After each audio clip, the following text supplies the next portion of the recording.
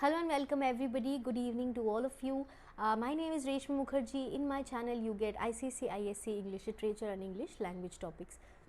Today we are continuing with the part 3 of our series I Know Why the Caged Bird Sings. This is for the class 10 students who are preparing for the boards, and figures of speech very important. We cannot skip it at all.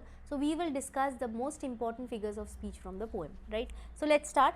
Metaphor. The first one, as you can see on the screen, is metaphor. What does it tell us? The entire poem is a metaphor because I told you na, extended metaphor throughout. The free bird and the caged bird only we can see, but in reality it is implying what? The African Americans and the Americans. Without using like or as, the comparison continues throughout the poem. That is our extended metaphor. So that is all which is written over here. You can read it. With the the entire poem is a metaphor, with the free bird representing freedom and the caged bird representing oppression. The comparison between their experiences serves as an extended metaphor. Very important. Extended metaphor, just highlight it because this is the most important thing from this particular paragraph throughout the verses. Okay. Next we have the imagery. See, imagery word itself comes from what? Image से ही imagery आता है ना.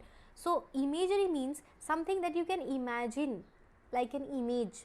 Okay, when you read it, you are only reading a poem.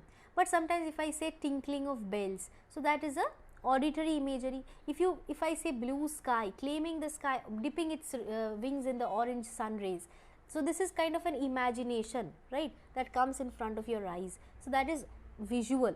Okay, if it is a smell, possibly roast goose, the smell of roast goose coming from somewhere, that is olfactory, right?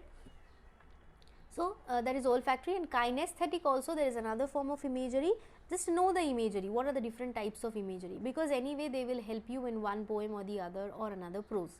So kinesthetic means any form of movement. If a bird is jumping from one branch to the other branch, movement of muscles, movement of joints, that is your kinesthetic imagery. So imagery over here, what do we see? Leaps on the back of the wind. It is a visual imagery, it is also a kinesthetic imagery. You can write it in whichever way you want.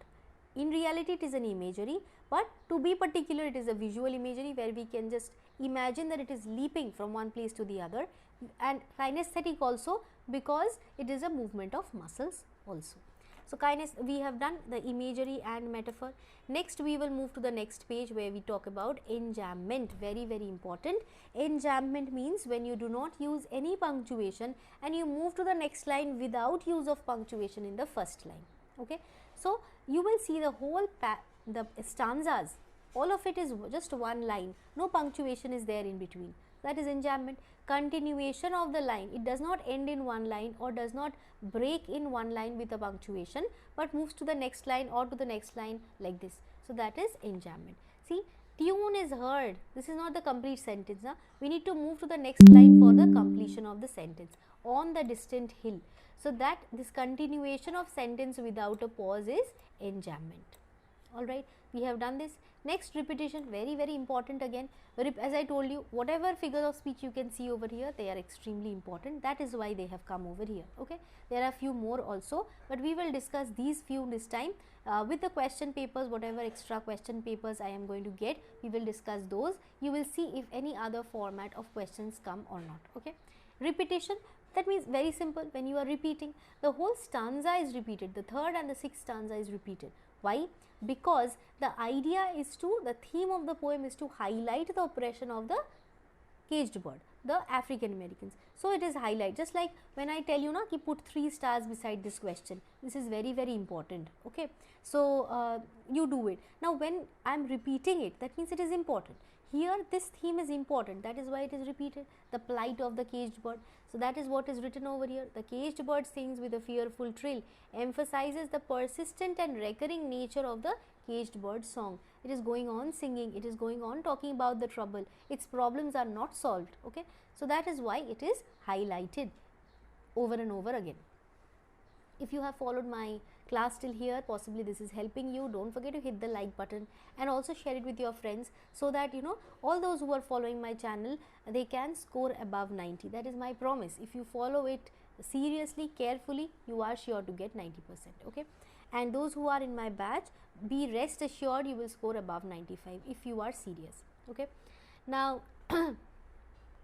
you can of course join the WhatsApp channel and the Telegram channel, so that you can be updated about the videos I'm posting, the posts that I share in my website. Okay, you will get updated. Next page we will move to personification and symbolism. Personification again very important. Person से आता है personification, मतलब something which is not a person is given the qualities of a person, it becomes personification. Let's see, his shadow shouts. Can a shadow actually shout? I can shout. Can my shadow shout? No possibility. So when the shadow is shouting, it is not just an alliteration, shadow shout SS, but it is also personification. Okay, MCQs may you might get two options, then you can either, if there is both A and B, you can choose A and B. If there is no A and B, if you only have personification, alliteration, allegory, rhetoric, so there you choose personification, that is the best. Okay, because shadow shouts is the best option for personification. All right, because your shadow cannot shout, right? It is just you who can shout. So unsettling quality, the personification here lies in the idea that the caged bird's shadow is capable of shouting on a nightmare scream, suggesting a haunting and unsettling quality to its confinement. When it is confined, it has no other way. Its shadow shouts. It is in a night, like when you see a nightmare scream is also very important. Nightmare में जब हम लोग कोई dream देखते हैं ना, ऐसे when we see a dream, very scary dream, you want to wake up but you cannot wake up. So in that situation you just keep sweating. Okay, but you can't do anything about it. The same is the situation for the caged bird. Symbolism comes from the word symbol. What are the different symbols? Bars of rage. This is actually a symbol of emotional frustration and anger which is experienced by the caged bird because it is denied freedom, because of the plight it has to face. So don't, just remember this tip, don't ever repeat your lines, don't repeat words. The plight it is facing, the plight it is facing, don't repeat.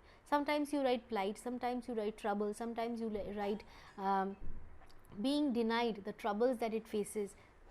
Just change your words, increase your vocab, so that your answers don't seem monotonous, right? This is a very important tip, don't forget. Those who can follow it, be sure you will get a lot of marks. Okay, even the words that I say, I use synonyms, have you seen? So that you can use the same synonyms in your paper also. Okay, that's all. I hope the 3-day session for I know why the caged bird sings has influenced you, has helped you, and do write to me whether you like the session. In the same manner, we can come up with the other poems, the difficult ones, from where the figure of speech may come, from where difficult questions can come, because this one is slightly tricky, right, to write the answers. So do follow the explanation video also. If you had doubts over here, many doubts, do follow that also, that will help you out. And possibly this is the last one, and if you share question papers with me, we can come up with that also. If I know why the caged bird sings come in your pre-final this time, I will get the papers, many papers. My students in my batch, you are pretty sure that it will be discussed in class itself, but those who cannot, those who have no access to that, do share it over here only in my website slothskill.contact, sorry, not website, my email slothskill.contact@gmail.com. I will try and share as many question papers just like last time, possibly in the live class, or if not in the live class, in the recorded sessions only, so that we can you have no doubts in how to frame answers, both subjective as well as objective. Thank you so much. See you in my next class. Bye bye.